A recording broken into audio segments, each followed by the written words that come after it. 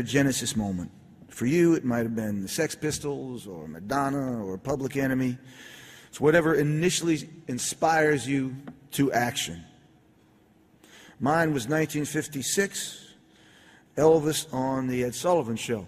It was the evening I realized a white man could make magic, that you did not have to be constrained by your upbringing, by the way you looked, or by the social context that oppressed you.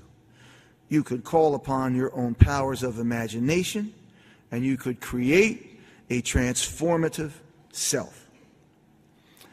A certain type of transformative self that perhaps at any other moment in American history might have seemed difficult, if not impossible. And I always tell my kids that they were lucky to be born in the age of reproducible technology. Otherwise, they'd be traveling in the back of a wagon and I'd be wearing a jester's hat. So, you know, the advent, it's all about timing. It's all about timing. The advent of television and its dissemination of visual information changed the world in the 50s the way the internet has over the past 20 years. Remember, it wasn't just the way Elvis looked, it was the way he moved that made people crazy, pissed off, driven to screaming ecstasy and profane revulsion. That was television. When they made an attempt to censor him from the waist down, it was because of what you could see happening in his pants.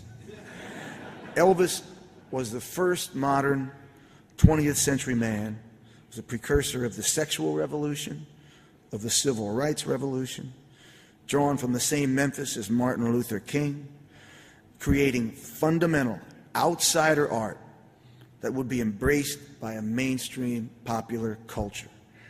Television and Elvis gave us full access to a new language, a new form of communication, a new way of being, a new way of looking, a new way of thinking about sex, about race, about identity, about life, a new way of being an American, a human being, and a new way of hearing music. Once Elvis came across the airwaves, once he was heard and seen in action, you could not put the genie back in the bottle. After that moment, there was yesterday, and there was today, and there was a red-hot rockabilly forging of a new tomorrow before